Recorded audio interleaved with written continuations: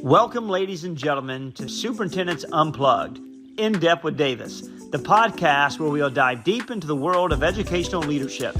I'm your host, Addison Davis, and I'm thrilled to have you join me as we embark on the inspiring journey together. As a superintendent once myself, I understand the challenges and complexities that come with leading a school district. But what I've come to realize is that there's abundance of amazing work being done by superintendents all across our country. This podcast is a platform to shine a spotlight on their incredible accomplishments and innovative approaches.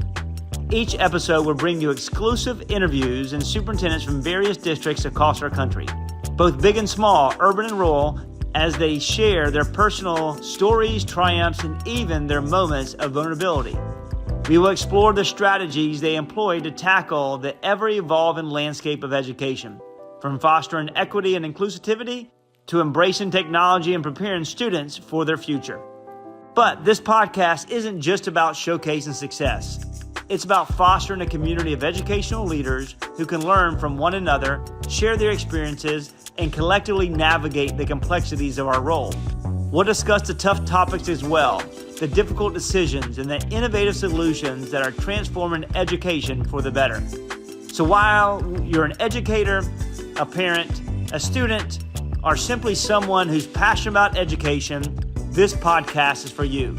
Superintendents Unplugged is your behind-the-scenes pass to the world of educational leadership, where we uncover the stories that inspire, motivate, and empower every one of us.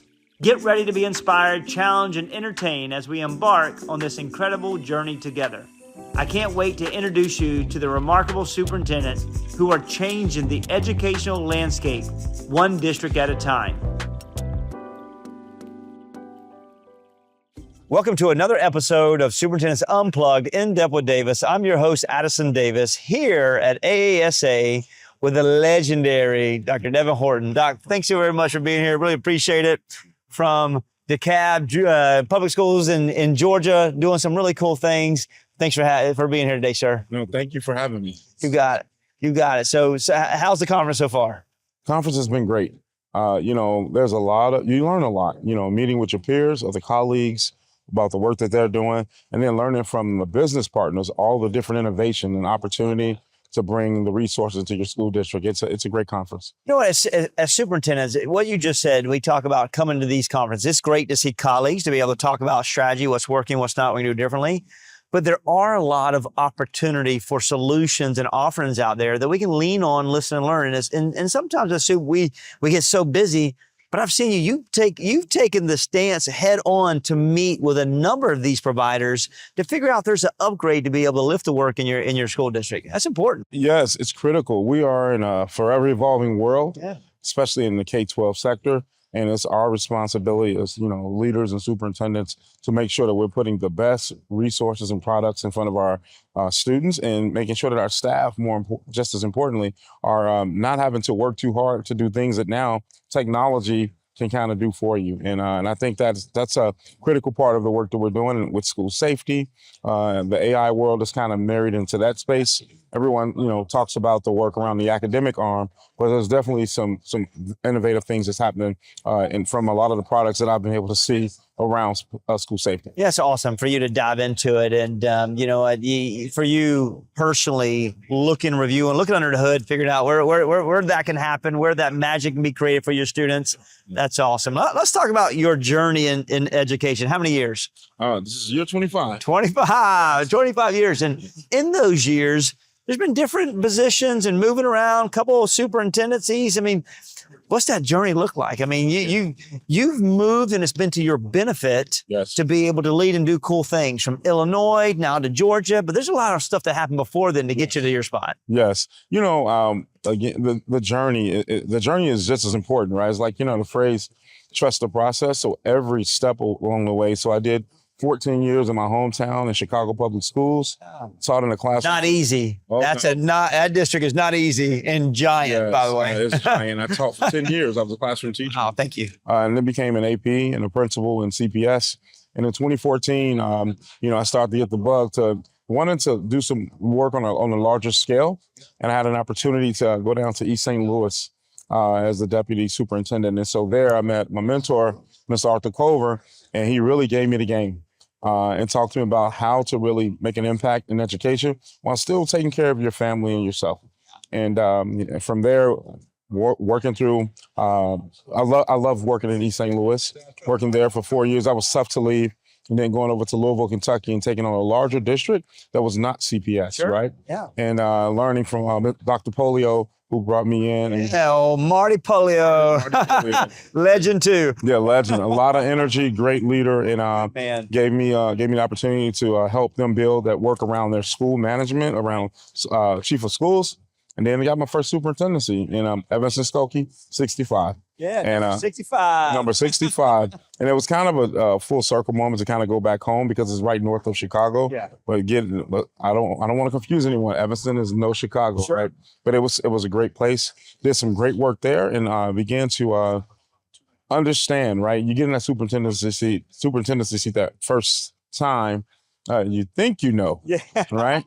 And I learned some things there, things that I grew from. Sure. And some things that I've done well. And then the opportunity, I'm gonna call DeKalb County, it's the opportunity of a lifetime. Sure. I mentioned Mr. Culver back in 2014. Right. He was talking to me about his journey and how he was making decisions on how he moved his family and his career. And he was a finalist for DeKalb County Schools in 2011. Right. And I didn't know much about it at the time. And so I started studying it and paying attention. And I watched it from 2014 until the point where I landed in 2023. And I'm excited about where we are, and we're on to something in DeKalb right now. Yeah, I agree. You're on to something. The other thing is that in your evolution of leadership, being able to identify, you know what, this is a special place in my heart that one day I want to go lead, and having a mentor to talk about DeKalb and who they are, what they offer, and you say, you know what, that's a place where my skills can go and grow. And exactly what you're doing today. I mean, a great stint in Illinois with number 65, getting down, empowering leaders, driving the work, bringing high quality materials.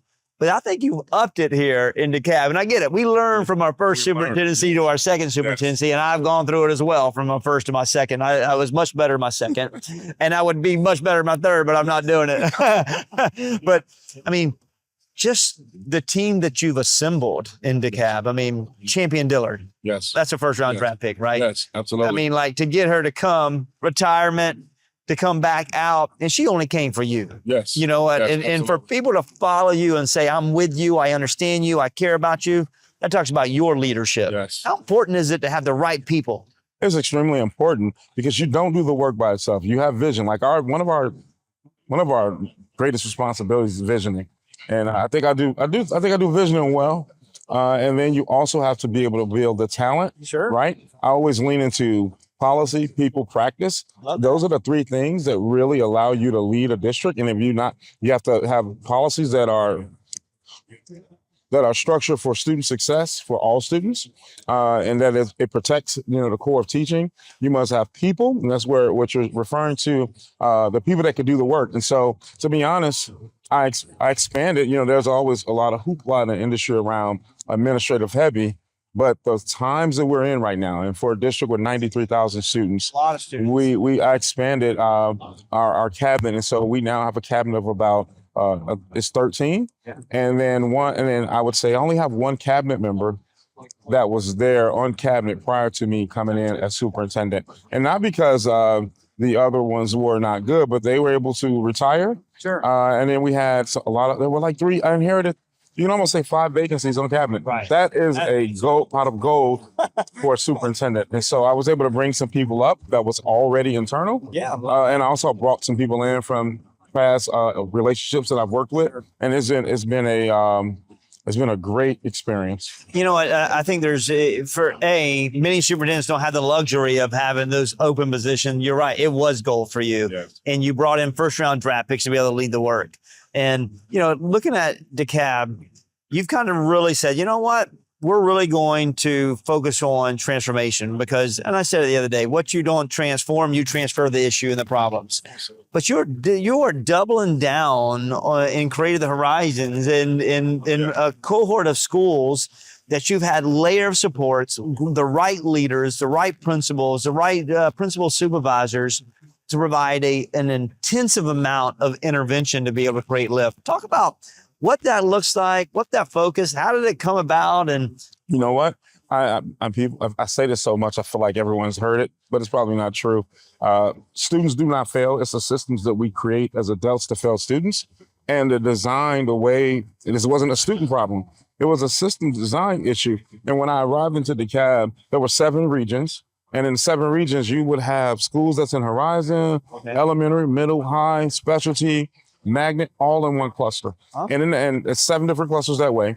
And they were done by location, right? Regional. And then you would have an area, you would have a regional superintendent, a coordinator 3, a coordinator 2, which dealt with academics and culture. And then you would have transportation, HR, and a facilities person. With no focus for principals around what's the work. So all 7 of those had different focus, different. And you think about this, you got 7 different leaders dealing with your Horizon schools, your most vulnerable schools. So in the redesign, out the gate, redesign was, there's no way the work could happen without it. We shifted and we kept the 7, we get 7 areas. So we created 3 areas for elementary. They had a slate of elementary schools that were regional. We created a middle school area, high school, a specialty for our schools that like our charters, and because the charters were so disconnected, we did not have great relationships. But we now have they're in an area, and then Horizon, originally officially we have 21 Horizon schools. But from the position of I've seen it, when you take schools who are so vulnerable and take the resources away, they tend to fall in. So we kept 14 that's still in. So it's a cohort of 35. And in that area, for all of them, all across, including Horizon, we have the area superintendent, where what we call 2 executive administrators that focus on the principal support around teaching and learning, coaching, teaching and learning exclusively. We have 2 culture and climate coordinators. So imagine if you are area superintendent, it's broken into, your area is broken into 2. Because you have an EA and a culture and climate coordinator that support that. And then we added 2 ELA coordinators. Science of reading is a big deal for us. We are moving forward with that in our district. We also have a math coordinator, a mental health coordinator. All within the same special education coordinator and an EL coordinator in one area. So Horizon has 3 of everything and the other ones have 2. And so we're talking about a district that went from 2 ELA coordinators for a district of 93,000 to now we have 15 ELA coordinators that support the school. So, and they're building capacity, helping draft content, maximize moments of learning, in real-time coaching, all that. Yes, real-time coaching and pushing our strategy around the common language in DeKalb County. If you talk to any leader, principal, you will hear them speak about our 6 instructional systems. And so that's the blueprint for teachers, for principals to lead instruction in their schools. And of course, Coach and Climate, we have strategies and support for them as well. But we wanted our leaders to be instructionally focused and to be able to help our teachers, because this is a tough job. It is a tough job. And I think that your surgical approach is the reason why we're seeing, a staircase approach to moving all the academics in your district. And that's through, putting systems and processes in place. But it's also about making certain you have the right leaders in that particular area. I mean, giving Dillard, Champion Dillard and her team the ability to hire the greatest principals and having match, I think it's been great as well. Talk about the importance of hiring the right principals and then supporting them, building their capacity. It's the reason I like you, Addison, man. So this is it's a great question. And the answer, to be honest, we know the most powerful position in education, in my opinion, it's not the superintendent, it's the principal. Say that again, it's the who? It's the principal. It is completely the greatest gift you can give. And so you wouldn't know this because we did it strategically and we were very intentional. But since July 1st of 2023, we have 63 new principals. Wow. That's how many new principals that we've hired. How many schools? 139. And again, I like to divide it up where do the leaders go? It's a third, and a third. Sure. So about a third of them were promoted internally because that was a challenge. Positions that were vacant for years, we promoted. A third of them were shifted to a better position that fit their skill. And then we had a third who either retired or moved on to a different organization. And it was no love lost. We did it with love. And the way it was done properly, you haven't seen a single article or a social media post about 63 new principals in less than 2 years, you typically would hear it would be a fire. It'd be noise all over it. Yeah. Well, that just talks about getting the right leaders in the right spaces, and then honestly giving them a systems of support. Yes. I mean, so the landscape and the sky's the limit with being able to give those students and those teachers all the wraparound services they need. But I also think that the horizon side of it, the fact that you kept some in that may not have they had that yo-yo effect. And I think we spoke about that the other day, giving them the systemic support so they are not popping in and popping out of an underperforming opportunity. Yes. So, as you look at DeKalb and look at the vision, any cool things on the horizon? Oh, yeah, absolutely. I don't know, most superintendents might not call this cool, but we have our student assignment planning. We're doing a big push for reimagining DeKalb County schools, where we're focusing on buildings, boundaries, and educational programs. And the word that's typically used in the industry is redistricting. I tell everyone, we're not redistricting. We are reimagining. And I think that's a different approach to the work. That's a smart way to say it. I mean, and that's not easy, Doc. I mean, from my side of it, I did, out of the 250 schools I had in Hillsborough, I redistricted, and I love the way you just said reimagined, 105 of those.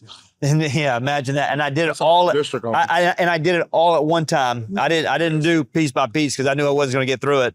And then the same token, I had to close around 10 schools. So those were not easy. That wasn't easy for the board, wasn't even community, but we lived in the community to be able to do it. We did studies, but those are things you have to do to make certain that you provide a high quality exposure through a live master schedule, stackable credentials for students to be able to do the right things. Yeah. I mean, I commend you to do it because it's not easy. Yeah, it's amazing. We have 4 different groups of about 35 across the county. You have a North SAP team, a Central SAP team, and a Southeast and Southwest SAP teams. And they work on the specific challenges because the district is about 290 square miles. So there's uniqueness to all of those communities, and we want to honor and respect that. The individuals that's on those committees went through a process to interview. They're in it. They're meeting once a month, like by their regions, and come together collectively every 3 months. And we're bringing a full reimagining plan together in the spring. Something else we're doing that's exciting, we have elementary sports. It has been a powerful in our district. Is that something that happens in the metro area at all? No, we don't. Yeah. I don't think I've ever heard of that. That's awesome. It's amazing. We have 4th and 5th grade sports we offer, and we funded it. We got it. We did the lift on the front end with funding. Sure. We have basketball, of course, competitive dance, which was amazing. Track, flag football is opening starting next week, and then we also have. What was the other sport that we did? We did flag football. Track. That's cool. It was amazing. I mean, like, just even to do that, I wish I had the guts to do that. That's awesome. And to see the parents and to see the engagement and to see students who typically wouldn't even connect with each other to be a part of these teams. We pay coaches, and we're doing a major revamp on our athletics, and we're getting ready to launch a big initiative, a STEAM initiative, to make our district STEAM district-wide at our State of the District on the 27th to really lift our art programs and things of that nature. So those are just a couple of the exciting things that's happening. And those are absolutely, this is why you're one of the best out there. This is why you're part of Chiefs for Change. The innovation is real, and you're not just talking about it, you're putting it in motion. Sir. Doc, I can't thank you enough for what you do every single day. Before we leave, anybody's coming to DeKalb, where should they go eat? Oh, that's a lot of good places.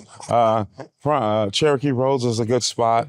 There are a lot of great restaurants in the Dunwoody area. A lot of hole-in-the-wall spots that are great food. I wish I could name them all. Those are the best, right? Always the best. So yeah, some great eating in DeKalb. Well, thanks, Doc, for being with me. Really appreciate it. Thanks for your continued champion of children. We see it every single day. Until next time, you've heard it. You talk about innovation at its best, being able to give growing opportunities for students in STEAM and performing in visual arts. But at the same token, this guy took elementary and is offering sports. I mean, I don't think I've heard that across the nation. Really cool things, and then really focusing on horizon, and then building the systemic relationships that really matter. Until next time, I look forward to seeing you on Superintendents Unplugged, In Depth with Davis, signing out with Dr. Horton.